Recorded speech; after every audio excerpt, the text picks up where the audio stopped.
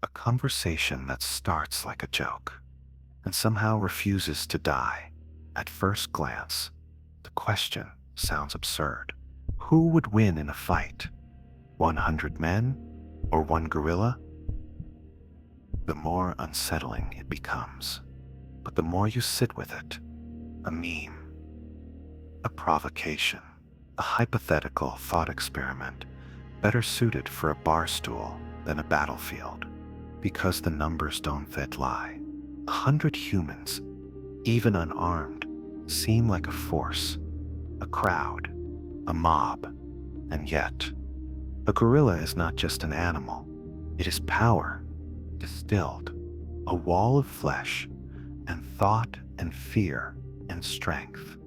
Muscle evolved for leverage, for speed, for bone-breaking bursts of violence. It does not train. It does not strategize. It simply is. And what it is a thing built to dominate the moment it commits to conflict. So what happens when raw strength meets sheer volume? When one apex creature is placed against a flood of fragile, frightened, thinking primates who look a little too much like him? This isn't set satire. This isn't set fantasy. We're not arming the men with rocket launchers or setting this in an anime. This is a biological, psychological, and brutally grounded exploration of what it would actually take, mentally, physically, tactically, for humans to defeat something they were never meant to fight. We still walk through it all, from the gorilla sip's terrifying physical capabilities to the scattered nature of human instinct under pressure. We'll explore trained soldiers, improvised weapons, environmental traps, and ask a darker question hiding beneath the main one.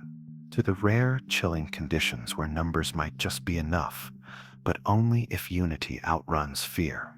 Would you be the same after you did? This is the fight no one should want. Even if you could beat the gorilla, let's don't find out why. But everyone wants to imagine. If you like the scenarios, leave a like, subscribe to our channel.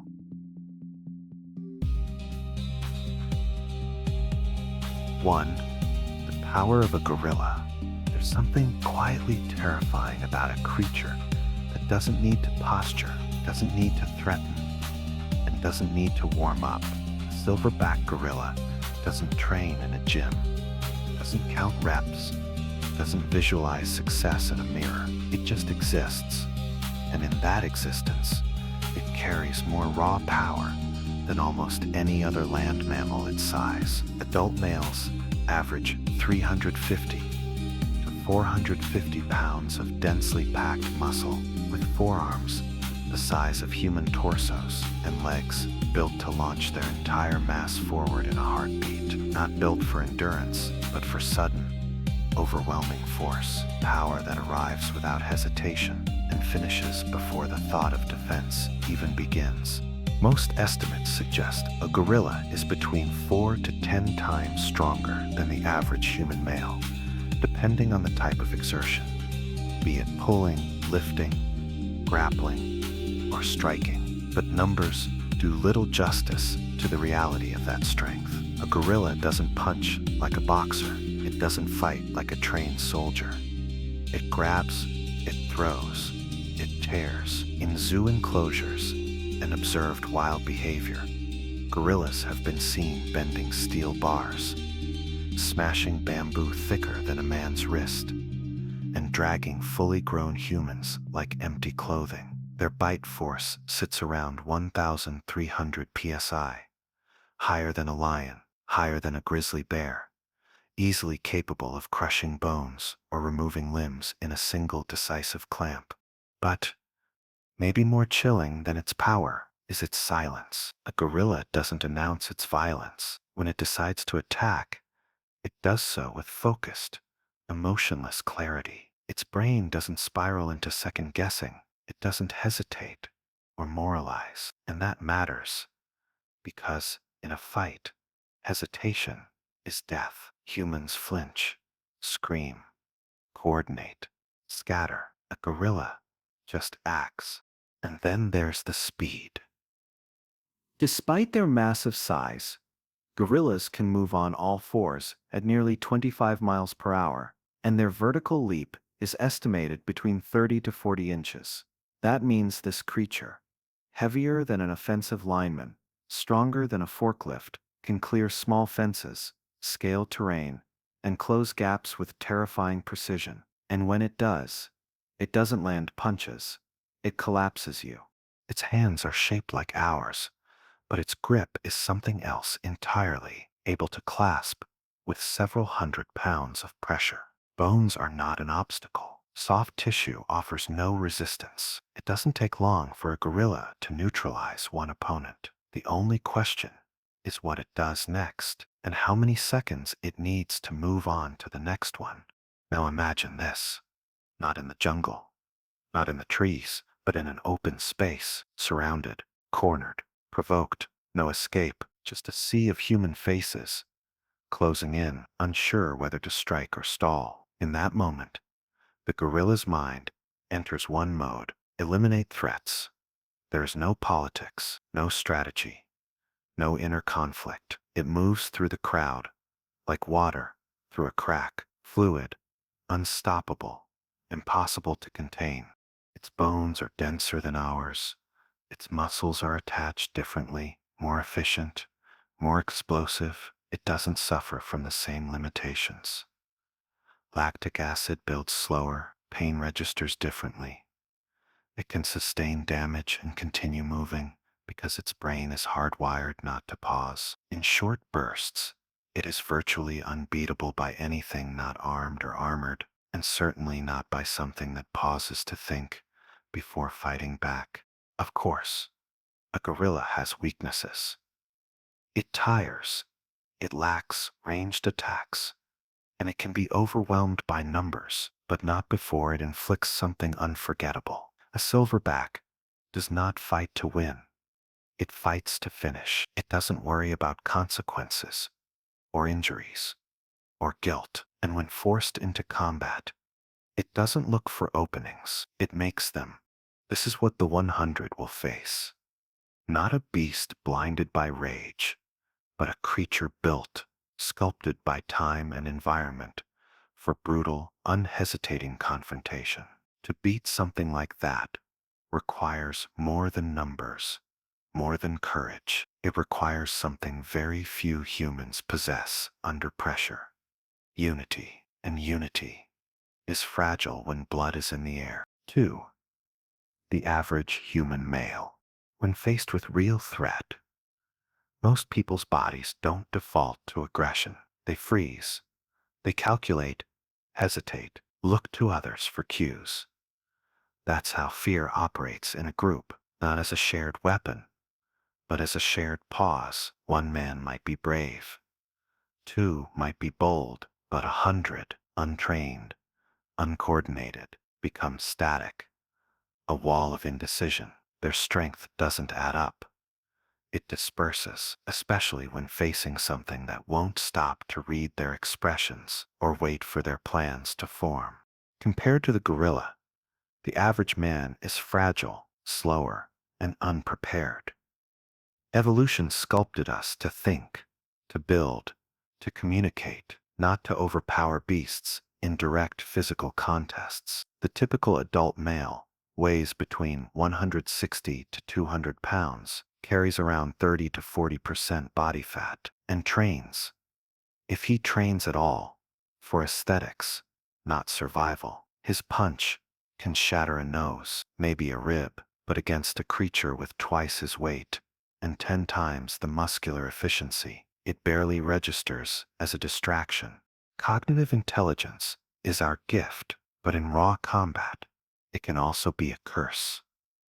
A man overthinks. He worries. He anticipates his own death before it comes. That's what the gorilla doesn't do, and that's why its movements are more fluid, more lethal. While the 100 assess their odds, the gorilla is already inside the first 5. While they question if they should run, the 6th is already down. There's a strange irony in numbers. We assume they equal safety, but in reality, numbers without form, without hierarchy, without shared direction, mean very little. In the chaos of real threat, crowds break, not because they're weak, but because they're unpracticed. When the scream comes from behind, half will turn, and that's when momentum is lost. And against a creature like this, you only get one chance to hold the line. Even the strongest men, without weapons, without coordination, are limited by their biology. Human bones break under force, ligaments tear, vision blurs with adrenaline. Most can't take more than a few full force hits before instinct overrides will. It's one thing to stand firm in theory, another to hold position, while the man next to you is torn apart like fabric. Physical coordination breaks down quickly. Reaction times slow with fear.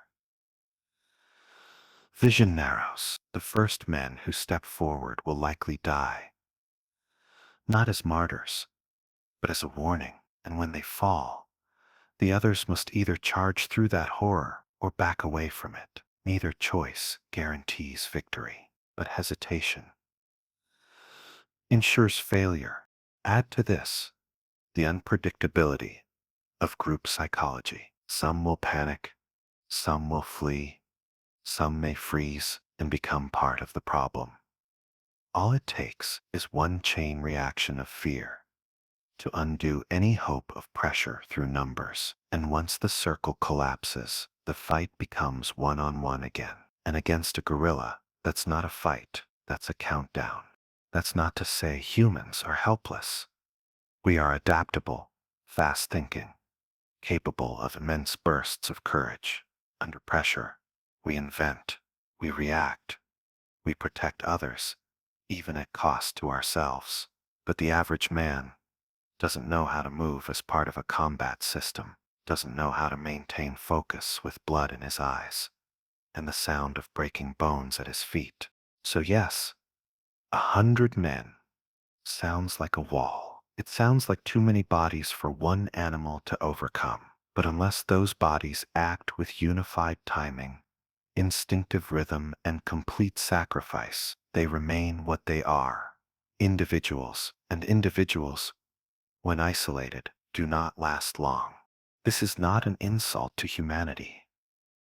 It is simply the cost of being what we are: thoughtful, social, and fragile. What remains to be seen is whether our minds can overcome that fragility with cooperation, or whether, in the presence of real danger, our numbers turn to dust. Scenario uno: Cento untrained men versus gorilla. Imagine an open field. No trees, no cover, no tricks. 100 unarmed men in everyday clothing stand in a wide circle surrounding a single male gorilla. The men shift their weight, glance sideways at each other, waiting for someone else to move first. And in the center, the gorilla waits too, not confused, not scared, but quiet, coiled, still. The tension is already there, not in the air, but in the men, because none of them want to be first. The first charge doesn't come from courage. It comes from discomfort. One man, maybe two, step forward, hands up, unsure of what to do, and the gorilla doesn't hesitate. It closes the gap in less than 2 seconds. Its movement isn't graceful. It's not cinematic. It's weight, force, and a blur of black muscle crashing into meat and bone. One man folds instantly. The other doesn't even scream before he's tossed 10 feet sideways, landing in a shape that won't move again. The group is stunned, not just by the violence, but by the speed. This isn't a slow exchange of blows. It's removal. It's subtraction. The men aren't engaging in a fight. They're being erased. Those who haven't moved now realize what this really is: not a battle, but an execution interrupted only by the next person willing to step forward. And now the numbers feel smaller. Some try to circle, Some try to confuse the gorilla by shouting, feinting, rushing from behind. But noise means little when your opponent doesn't speak your language. The gorilla pivots, reacts, doesn't strategize, just responds. One man tries to grab from behind. He's dragged forward like a child, slammed against another. Both drop. Another charges from the side and lands a kick. It glances off thick muscle. The gorilla turns, and the man tries to run. He doesn't make it 3 steps. Panic ripples through the line. 5, 10, maybe 15 men surge forward, not together, but in disconnected stabs of motion. Some sprint, some hesitate, some run, then stop. The gorilla meets them the way a machine meets soft metal, grabbing, throwing, crushing. It doesn't strike wildly. It focuses, locks in, disables. One man's arm bends wrong. Another's face collapses under the force of a downward strike. 3 go down in less than 10 seconds. The rest stop moving. And this is where things might change or collapse completely. In one version, maybe, just maybe, the final wave organizes. A handful of brave, desperate men rally, not to punch, but to swarm. They go low, climb the body, cling to limbs, wrap around the torso. The gorilla thrashes, bites, throws one off, but the mass begins to weigh it down. Not enough to stop it, but enough to slow it. For the first time, it stumbles. Now the crowd thins, not from death, but from fear. 50 become 30, 30 become 20. Some pretend to reposition, some shout orders. No one hears. Some freeze with fists still clenched, unsure if they're still part of this or already ghosts. The air is full of adrenaline and silence, and under it all, the gorilla, breathing heavy now, bleeding maybe, but still upright, still fighting. But then, someone screams. Not the gorilla. A man. His leg crushed. The one still holding on. Lose focus. The grip loosens. The gorilla explodes upward, throwing 3, 4 men off like gravel. It stomps down. The circle opens again, and this time, no one moves. The math is clear now. It's not about numbers. It's about sacrifice, and there are too few left, willing to give what's needed. Eventually, after enough blood and cracked ribs, maybe the gorilla slips. Maybe the sheer fatigue pulls it down. Maybe 10 survivors, half broken, manage to hold it there long enough to suffocate or crush it with their combined weight. But that's not a win. That's a war crime against their own nerves. More likely, the men break, scatter, or fall one by one until the field is quiet again. In this version, the most basic, most primal version, the gorilla wins, more often than not. Not because it's invincible, but because humans, in groups, this large and untrained, don't multiply their strength, they divide it. Panic doesn't scale, fear doesn't organize, and courage, especially when it has to climb over 20 dead bodies to get to the front, doesn't always arrive. So, the answer here is simple. 100 untrained men cannot win unless they act like something they're not. A single, fearless mind with a shared death wish. And that is not how most people are built. Scenario 2. 100 trained men, green berets, fighters. Now we shift the conditions. Same field, same gorilla, but the men are different. These aren't civilians. These aren't gym goers or nervous office workers. These are trained fighters, special forces, green berets, combat experienced martial artists, men who know how to take pain, how to move in teams, how to suppress the instinct, to flee when chaos arrives. 100 of them, no guns, no blades, just bodies, minds, and the full spectrum of tactical memory, built for killing and surviving. Unlike the previous group, these men don't wait. They don't circle in hesitation or search for leadership. They've already been briefed. They've already assigned roles: 10-man squads, attack formations, choke groups. They've rehearsed this, not the gorilla itself, but the idea of coordinated aggression. And that makes the first 60 seconds look very different. The gorilla charges. It still mauls. The first men still fall, but this time they're meant to. The first wave acts as bait, distracting, flanking, probing weaknesses. As the gorilla engages, the second and third waves close in from behind, not in panic, but with precision. They don't try to punch it in the chest or wrestle its arms. They go for the legs. They swarm the knees. They drive weight into joints, into pressure points, into blind angles. Others aim for the back of the neck, the spine, the base. It still hits, still kills, but the momentum shifts slightly. There are losses, brutal, immediate ones. A swing of the gorilla's arm caves in a soldier's chest. Another has his head smashed into the ground, like dropped luggage. But the formation holds because trained men don't scream and stop. They replace. They adapt. And when the gorilla stumbles, they don't pause to celebrate. They tighten the net, climb its back, wrap forearms around its neck, push feet into the crook of its arms and legs. It's not a brawl. It's a wrestling match with a mountain, one where leverage must replace power. The gorilla thrashes. It's not over. Its endurance is still high. Its rage now fully triggered. It flips one man over its shoulder, bites another's arm down to bone. Blood splashes across dirt, but hands don't let go. They re-grip.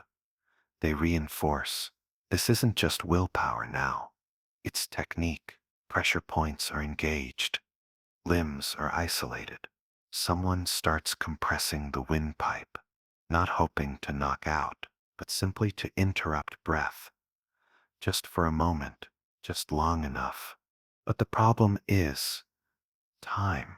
The longer the fight continues, the more dangerous the gorilla becomes. Pain doesn't slow it down the way it would. A man, it doesn't negotiate. It doesn't get confused by noise or redirection. It reacts purely, and one mistake, one loosened hold, one missed signal means another man dies. The cost of error is never mild. Still, they persist. At this level, the gorilla may lose. It may be suffocated, held long enough for its strength to diminish, or its heart gives out from exertion and oxygen debt. Victory is possible, but it is not clean, and it is not cheap. You're not left with a crowd of cheering victors. You're left with 30 survivors, bruised, concussed, ribs cracked, jaws broken, looking at the thing they barely stopped. And that's under optimal conditions.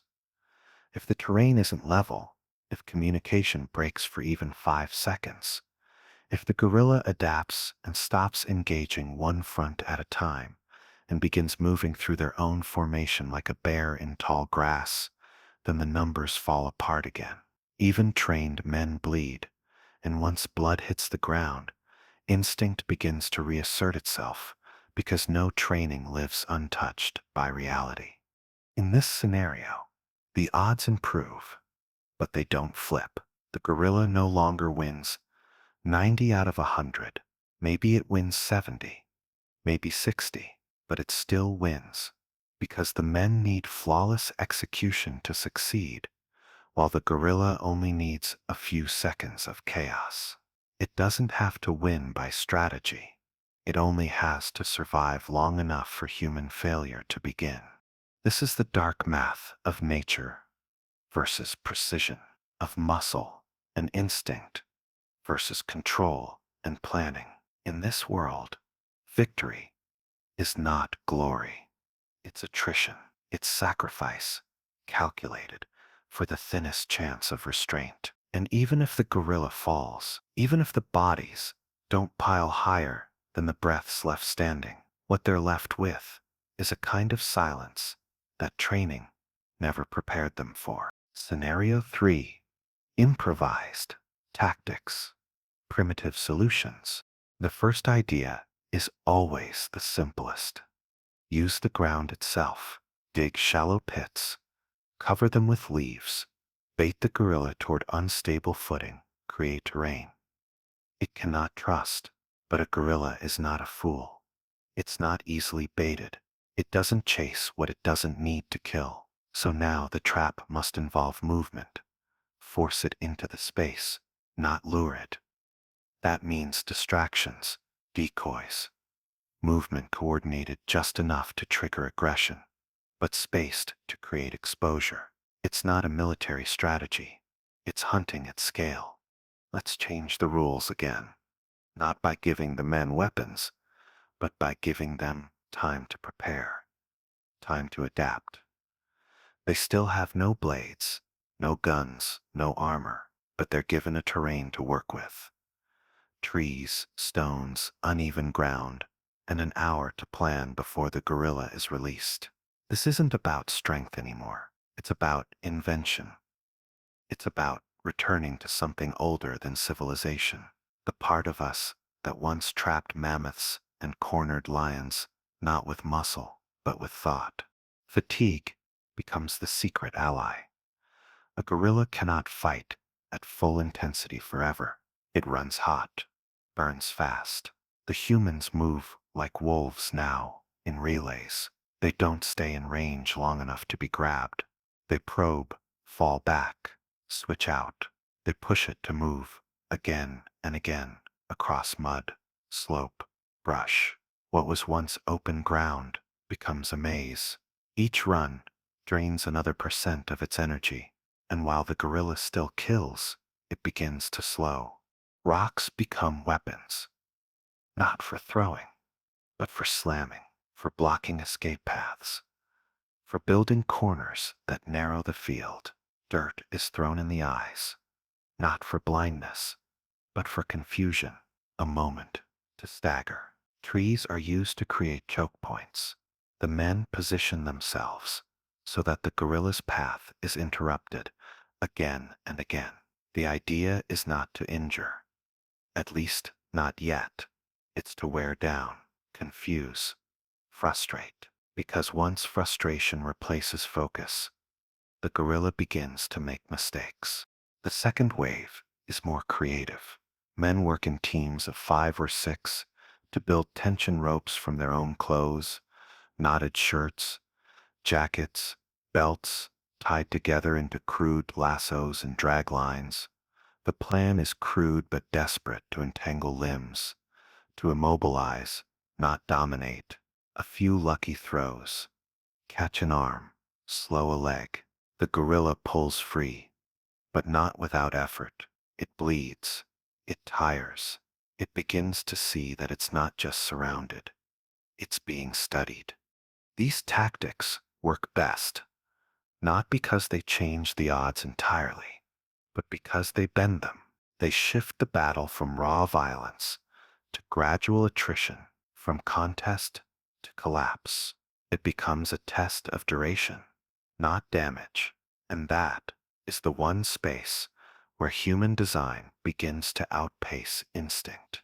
Our ability to suffer, to collaborate, to wear down something stronger than us has always been our advantage. But even now, the outcome is not certain. All it takes is one last burst, one blind sweep of a forearm to scatter them again. And if it stands, it starts over. All the fatigue, all the blood, reset. The humans must get lucky twice. The gorilla only needs to get lucky once. That's the paradox of fighting nature. You don't win by overpowering it. You win by exhausting it, and by surviving your own losses in the process. Eventually, the men aim not to fight it, but to bury it. They use weight, dozens, jumping on at once, screaming, dragging, covering the mouth, the nose, the chest. It throws some off. Others climb back. Someone breaks a rib. Someone else breaks an arm. But they do not stop. They do not scatter. Because now they know the thing they didn't before. The gorilla bleeds. The gorilla breathes. The gorilla can be undone. In the end, with enough mud, rope, misdirection, and pain, the gorilla may fall. But the men who succeed won't rise cheering. They'll rise limping, bleeding, traumatized, and forever altered, because it wasn't a victory. It was survival, a lesson carved into instinct, that even gods made of muscle can be brought down if you're willing to suffer together. Still, the cost is high. These improvised solutions only function if the men work together, if they accept casualties, if they commit not to hesitation, but to sequence, to doing what the others need at the moment they need it. A single delay, a single selfish retreat, and the house of cards folds. That's the burden of primitive strategy. It doesn't just test the body, it tests the tribe. Scenario 4. Ethical and psychological layer. There's something uncomfortable buried at the heart of this scenario, something deeper than muscles and numbers, something that lingers once the blood has dried and the crowd has gone quiet. It's the truth that this question, could 100 men kill a gorilla, isn't really about fighting. It's about wanting to fight. It's about imagining violence not for survival, but for spectacle, for curiosity, for power. That's the first layer of unease. Not what the gorilla can do to us, but what we would choose to do to it. A gorilla doesn't ask for this. It's not hunting, not threatening a village, not dragging children into the woods. It's just there. And in every version of this scenario, we, the humans, are the ones surrounding it. We create the field, we close the circle, we decide the rules, and that changes everything. It's not a monster we're defeating, it's a mirror, a reflection of our obsession with domination, the need to know that we could end something bigger than us if we wanted to. And what would it actually feel like to do it? To win, to win, to see this creature, magnificent, ancient, conscious in ways we still barely understand, struggle under our weight, and take its final breath. Would we feel victorious? Would we feel evolved? Or would we stare at each other across the trampled grass, surrounded by the broken, the dead, the nearly dead, and feel only the awful question echoing inside our ribs? What did we just prove? Because the truth is, the first men to die would die in disbelief, not because they didn't know what was coming, but because some part of them still thought it was just a game.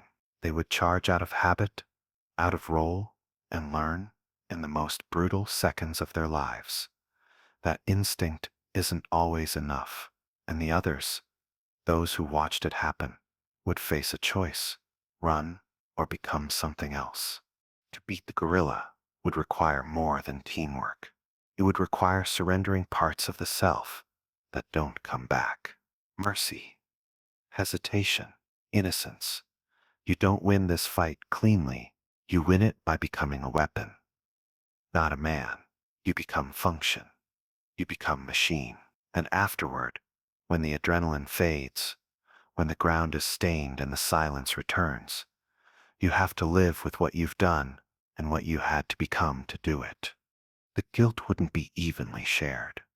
Some would cry, some would vomit, some would feel nothing at all. Others would walk into the woods and not come back, because even in a made-up battle, even in a sandbox made of imagination, your brain keeps the scars. It can't forget the moment it watched something intelligent die, slowly under the weight of fists and knees and improvised rope. That kind of memory doesn't ask for forgiveness. It just stays. And what of the survivors who liked it? What of the few who found clarity in the violence, in the precision, in the way the group moved as one, crushing something primal beneath them? That's the other terror. Not just the fear that we could lose to a beast, but the fear that we might enjoy winning, that we might find some part of ourselves awakened in the brutality and not want to put it back to sleep. The question of ethics here is not just should we, but why do we want to? Why does this scenario exist in our cultural bloodstream? Why does it keep coming back? The answer is older than the internet. It's carved into our history. Humans have always been obsessed with proving their place in the food chain, even when they no longer need to. We don't fight to survive anymore. We fight because we forgot how to feel alive without conflict. So yes, maybe 100 men could kill a gorilla. Maybe they could do it without weapons, with only strategy and pain and sacrifice. But when it was over, they would not cheer. They would not pose for photos. They would walk away different, not stronger, not wiser, just altered, because something inside them would now carry the shape of the thing they destroyed, and that shape would never quite fade. Scenario cinco. Other variant scenarios. There's something strange that happens. Once this question takes root, it begins to multiply. The fight becomes a template. And soon, people aren't just asking about 100 men. They're asking about which 100, about toddlers, about bodybuilders, about soldiers with towels, or monks with bamboo sticks. And while it sounds like parody, it reveals something deeper, a fascination not with violence itself, but with limits. Where does the line actually sit between dominance and disaster? And how many humans does it take to rewrite the outcome of something we were never meant to face? Take the absurd example: 100 toddlers versus a gorilla. It's not a battle, it's a nightmare. No tactics, no threat, just helplessness in numbers. It becomes obvious then the quantity is meaningless, without agency, without understanding, without will. But move up the ladder: 100 elderly men, 100 blindfolded athletes, 100 sleep-deprived prisoners. And suddenly, the math changes again. The question isn't just, can they win? It becomes how much human function has to be preserved for the numbers to matter. Now shift the context. 100 elite bodybuilders, immense muscle mass, but limited coordination, minimal combat training. They look powerful, but in practice, their movement is slow, rigid, made for posing, not reacting. They might last longer, but they'd fall the same way, one by one, outpaced, outmaneuvered. Muscle doesn't equal violence, and even strength, without timing and pain tolerance, is just weight waiting to be thrown. Let's try a different path. 100 MMA fighters. Here, the odds start to move, not just because they're strong, but because they understand rhythm, reaction, sacrifice. They've trained to absorb pain, to keep fighting after breaks and blood. They can circle, coordinate, adapt in the moment. But still, they're individuals. Unless turned into a unified organism, they'll fall like any group, forced to improvise too late. Still, they might kill the gorilla. Not cleanly, not quickly, but with fewer losses than the untrained. Now factor in terrain. Drop the gorilla in a swamp, limit its footing, reduce its speed, give the men a cliffside, a river bend, a cave entrance to funnel its movements. The gorilla becomes slower, more cautious. The environment becomes the weapon. A fight that was once physical turns topographical. It's not just man versus beast, it's terrain versus instinct. And that tips the scales. Not completely, but enough to introduce real possibility. Or what if the fight happens in total darkness. The men can't see, the gorilla can, or vice versa. What if the humans are allowed cloth, ropes, helmets? What if the gorilla is injured, or half-starved, or drugged? What if the battlefield changes from open grass to tight hallways? In each variation, the odds shift slightly, because small changes to context matter more than any single punch. It's never just what fights, it's how and where and why it's fighting. Then, there's the time factor. What if the men aren't given an hour, but a week to prepare? No weapons, but endless time to plan formations, practice movements, build trust. A human without a weapon is fragile, but a human with repetition, rhythm, unity becomes dangerous. If they can move as one, if they can behave not like a group, but like a pattern, they may not just win, they may control the pace of the fight. And finally, reverse the moral. What if the goal isn't to kill the gorilla, but to survive it for 10 minutes, or to keep it from crossing a finish line? What if the men aren't killers, but blockers, sacrificing their own safety to buy time, to slow it down? Suddenly, the odds shift in another direction, because now the goal isn't domination, it's delay. And delay is something humans are very good at, especially when they believe others are depending on them.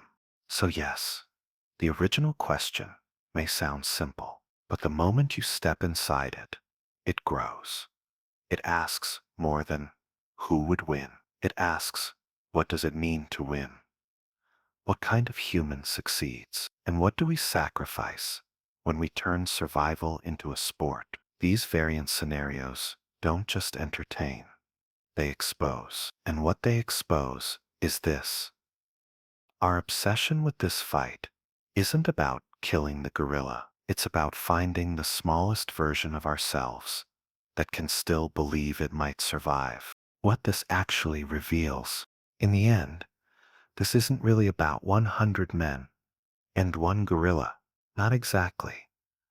It's about something deeper, stranger, and more human than the scenario wants to admit. It's about our instinct to measure strength, our craving to prove we still have it, and our quiet fear that maybe we don't. This question, who would win, lingers, not because of the spectacle, but because of what it touches.